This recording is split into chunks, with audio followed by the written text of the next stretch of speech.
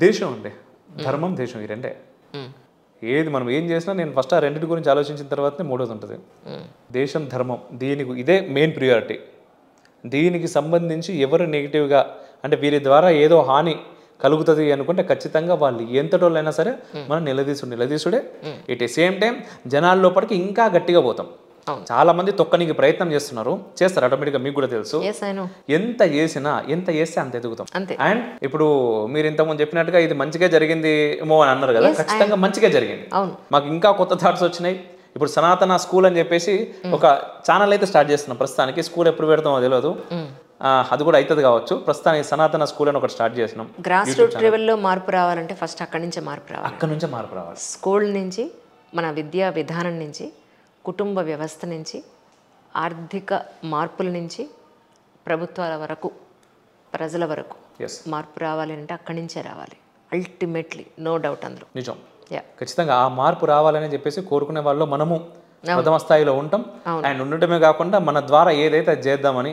And next మేము అంటే చాలా ప్లాన్స్ ఉన్నాయండి. గ్రౌండ్ లెవెల్లో ఏం చేయాలి ఏంటి అనే దానికి ఆల్రెడీ జరుగుతూ ఉన్నది వ్యవస్థ. వెనకాల మన వాళ్ళందరూ ప్లాన్ చేస్తున్నారు. సో అవి కూడా అతి త్వరలో చాలా గట్టిగా చేద్దాం. డెఫినెట్గా అండి. మా వంతు బాధ్యతగా మేమేం చేయాలో చెప్పండి, మేము కూడా చేస్తాం. అయ్యో అందుకే మా చేతులు కూడా మీ చేతులతో కలుస్తాయి అల్టిమేట్లీ. నో డౌట్ అందులో. థ్యాంక్ యూ అండి. కానీ అల్టిమేట్ గోల్ ఏం పెట్టుకున్నారు? బేసిక్ అదే అంటే చిన్నప్పుడు అయితే ఒక గోల్ ఉంటుండే, ఆ తర్వాత చిన్నప్పుడు ఇన్ సెన్స్ బీటెక్ వరకు కూడా గోల్ ఉంటుండే. కానీ ఆ గోల్ విషయంలో ఎప్పుడు కూడా నాకు క్లారిటీ లేదండి. ఆ రోజు నేను బోర్డు పైన సెలబ్రిటీ సైన్ రాసిన కదా, ఇప్పుడు వచ్చేసారు your achieved it actually.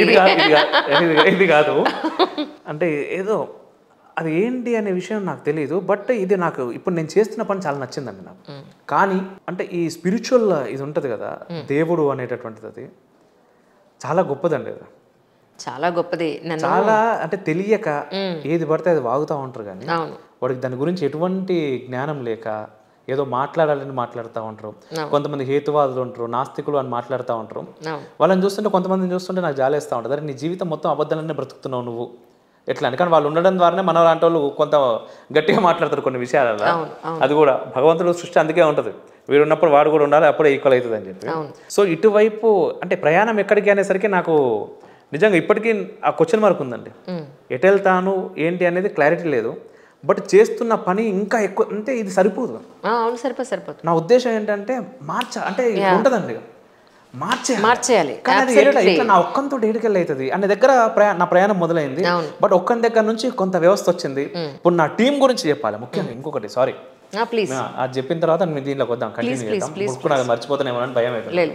Team అండి నిజంగా రిఫ్లెక్షన్ లాంటి సంస్థలో పనిచేయాలంటే అన్నీ ఉండాలి, అన్నిటికి మించి దమ్ము ఉండాలి. చాలా ప్యాషనెట్గా పనిచేసే వాళ్ళు అయి ఉండాలి. ఎట్ ది సేమ్ టైం ఏంటి అంటే వాళ్ళకి వచ్చిన వాళ్ళకి అందరికీ కూడా నేను చెప్పిన అనమాట, అంటే మాకు ఎటువంటి ఇన్వెస్టర్ లేరు అన్నప్పుడు ఒక భయం ఉంటుందండి ఎవరికైనా. అందులోనూ ఫస్ట్ వచ్చిన వాళ్ళందరూ కూడా నేనేంది నాకు గతమైందనేది తెలుసు. అంటే నేను జెమినీలో కానీ సోకాల్ ఛానల్స్లో చేసినప్పుడు నేను గట్టిగానే సంపాదించిన, గట్టిగానే ఖర్చు పెట్టినా. కానీ వీడు ఒక ఆర్గనైజేషన్ని బిల్డ్ చేస్తాడట ఎటువంటి ఇన్వెస్టర్ లేకుండా అన్నప్పుడు ఎవరికైనా వాళ్ళ సెల్ఫ్ అది ఉంటుంది కదా. బట్ ఆ డౌట్ లేకుండా నాతో కలిసి పని చేస్తున్నారు. వాళ్ళకి నిజంగా అంటే నేను ఏదో చేయాలన్నదే ఏం చేస్తున్నావు అది వాళ్ళకి థ్యాంక్స్ చెప్పాలి, టీంకి ముఖ్యంగా. సో అది అక్కడి నుంచి కట్ చేస్తే ఇది అంటే ఇప్పుడు ఇంతకుముందు మీరు ఏదో చూస్తున్నప్పుడు బ్రేక్లా పాట పాడుతున్నారు కదా, విధి ఏ లిఖితమైతే శంకరా ఎందుకు మాకి చిందర వందరా, అండపిండ బ్రహ్మాండాలు నీవురా, తెలిసిన లోకంతీరు మారదురా అంటే అనిపిస్తూ ఉంటుందండి. రాసింది మీరేనా? నేనే రాసా. ట్యూన్ కూడా మీదే. బాగుందండి, చాలా బాగుంది నిజంగానే. అంతే అంటే డెస్టినీ అనేది ఆల్రెడీ ఫిక్స్ అయి ఉంటుందేమో అని ఒకటి అనిపిస్తుంది. ఎట్ ది సేమ్ టైం మళ్ళీ కర్మ అనేటటువంటిది మన డెస్టినీని మనం మార్చుకోవడానికి కూడా ఉపయోగపడుతుంది అని నేను నమ్ముతాను చాలా గట్టిగా. అంటే చాలా ఉన్నాయండి సనాతన ధర్మంలో. కొంతమంది దాన్ని పట్టుకొని ఊగులాడుతూ ఉంటారు. అంటే నువ్వు పూర్వజన్మలు ఇది చేస్తే దాన్ని బట్టి ఇది ఫిక్స్ అయిపోతావా అని అంటూ ఉంటారు. పూర్వజన్మ లేదని ఒకడు అంటూ ఉంటారు. లేదు అన్నోడే వీటి గురించి నెగిటివ్గా మాట్లాడతాడు. నువ్వు లేదు అన్నాడు మూసుకొని కూర్చో, నెగిటివ్గా ఎందుకు మాట్లాడవు? లేదు వాడు మాట్లాడితేనే వాడిని బ్రతుకుంటుంది. కానీ ఎంతున్నా కూడా ఈ జన్మలో అంటే మనం ఈరోజు చేస్తున్నటువంటి పని ఖచ్చితంగా రేపటికి రిఫ్లెక్ట్ అవుతుందండి. ఈ రోజు నువ్వు ఒకరికి మంచి చేస్తుండొచ్చు, వాడు మీకు చేయకపోతుండొచ్చు డైరెక్ట్గా.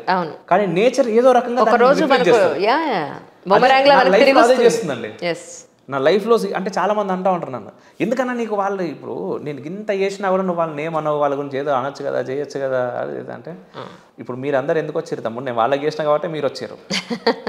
అవును. వాళ్ళకి చేయకపోతే మీరు రాకపోతుండే కావచ్చు, మీరున్నారు కాబట్టి ఈరోజు నేను నిలబడుతున్నా.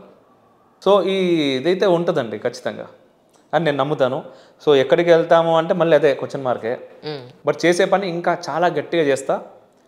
సపోర్ట్ అనేది దొరుకుతుంది, ఎటు లేకపోతే నేచర్ ఇస్తుంది ఏదో రకంగా, దాన్ని గట్టిగా విశ్వసిస్తాను నేను. ఎందుకంటే ఇప్పటిదాకా నన్ను అదే నడిపించింది, ఇక ముందు కూడా ఆ తల్లే నడిపిస్తుంది. ఓవరాల్గా నా గురించి కొంత ఇంకొంచెం లోపల పోతే ఇంకా ఇంకా పోతుందేమో. ఇదండి చాలా విషయాలు అయితే అనుకుంటున్నాను నేను. అద్భుతం అసలు, అంతే. అంటే పాపం నాకు మాట్లాడుతుంటే ఏమనిపిస్తుంది అంటే, నేను ఇంటర్వ్యూ చేస్తున్నప్పుడు కానీ అంటే నన్ను ఇంటర్వ్యూ చేసిన చాలా తక్కువ. ఎప్పుడు పవన్ కళ్యాణ్ గురించి ఒక సాంగ్ చేసినప్పుడు, అంటే నేను మీడియాలోకి రాకముందు గెస్ట్గా బాగా ఛానల్స్కి పోతున్నాయి నేను. గెస్ట్గా పోయి కూర్చొని ఏ పండుగ అయినా మనం పాట రిలీజ్ చేస్తుండే, ఆ పండుగ రోజు మనల్ని గెస్ట్గా కూర్చోబెట్టి వాళ్ళు ఇంటర్వ్యూ చేస్తుండే, అట్లా మంచిగానే ఉంటుండే. బట్ మనం ఆన్ స్క్రీన్ ఇదో యాంకర్ ఇది అయిపోయిన తర్వాత నేను గెస్ట్గా పోయింది ఎక్కడ లేదనమాట. ఎప్పుడు రిఫ్లెక్షన్ స్టార్ట్ అవ్వడానికంటే ముందు మన భరతవర్ష ఛానల్ దువ్వాడ శివప్రసాద్ గారు ఐడియా ఉంటుంది, మనోడు ఏ డార్లింగ్ ఛానల్ ఇంటర్వ్యూ అప్పుడు మరీ ఖాళీగా ఉన్నాను అనమాట. అప్పుడు మేము ఇది శివరాత్రికి స్వరలింగోద్భవం అని చెప్పి పటాన్చెరులో కూడా మైపాల్ రెడ్డి గారు ఎమ్మెల్యే, అప్పుడు ఒక ప్రోగ్రామ్ అంటే మేము ఆ సెట్ అది అంతా నేను మన ప్లాన్ త్రూ నడిపించాం అది. సో అప్పుడు అక్కడికి వస్తే అక్కడ చేసాం ఇంటర్వ్యూ. ఆ తర్వాత ఇదే అనమాట. సో ఇట్లా ఇంటర్వ్యూ చేస్తున్నప్పుడు ముఖ్యంగా కెమెరామెన్ల పైన నాకు జాలి కలుగుతూ ఉంటుంది. ఓకే, కూర్చుని అలా